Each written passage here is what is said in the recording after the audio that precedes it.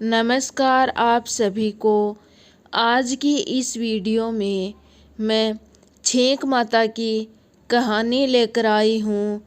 एक साहूकार प्रदेश से आया। रात हो गई तो वह जंगल में ही रुक गया। वहाँ एक सर्प ने पूरी रात उसकी रखवाली की। सुबह होते ही साहूकार ने सर्प देवता को दूध पतासा खिलाया। सर्प प्रसन्न हो गया।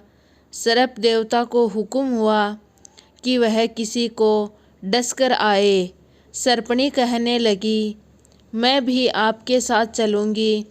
सर्प बोला, मैं तुम्हें कहाँ लेके घूमूंगा, तुम यहीं रहो। सर्पणी बोली कि तुम मेरे आगे लक्ष्मण रेखा खींचकर चले जाओ।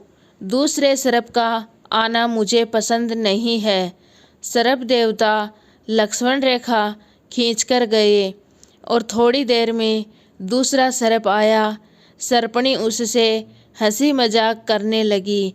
सर्प देवता के आने का समय होते ही वह भीतर जाकर सो गई। यह सब साहूकार ने देखा तो उसे गुस्सा आया और उसने जाकर सर्पणी को 7 बार चिमटे से मारा और आ गया। सर्प आया तो सर्पणी शिकायत करने लगी कि आपने तो साहूकार की रक्षा की और उसने तो मुझे चिमटे से मारा। सर्प ने कहा, कुछ तो कारण होगा। पता करने के लिए सर्प पानी के घड़े के पीछे छुप गया। साहूकार परिंदे से लोटा भरकर जाने लगा तो छींक हो गई। तो साहूकारनी बोली, छींक हो गई है, आप बैठ जाओ। ऐसे 3 बार हो गया। तब साहूकार झुंझला कर बोला, रात को तो सर्पणी की लीला देखी। यहाँ घर पर तुम्हारी बातें, औरतों को कितनी बातें आती हैं। ऐसा कहकर साहूकार साहूकारनी को रात वाली बात सुनाने लगा कि सर्प देवता ने मेरी सारी रात रखवाली की तो मन प्रसन्न हुआ। सर्पणी का नाटक देखा तो गुस्सा आया और मैंने उसे 7 बार चिमटे से मारा भी।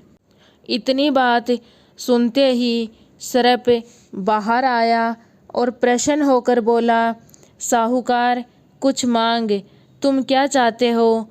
साहूकार के पुत्र नहीं था तो साहूकार ने पुत्र मांगा।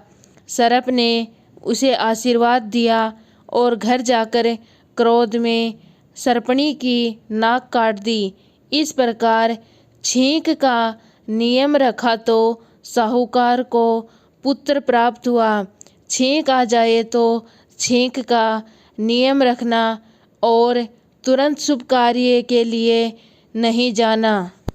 छींक माता की कहानी आपको कैसी लगी कमेंट करके बताना और प्लीज़ चैनल को सब्सक्राइब ज़रूर करना।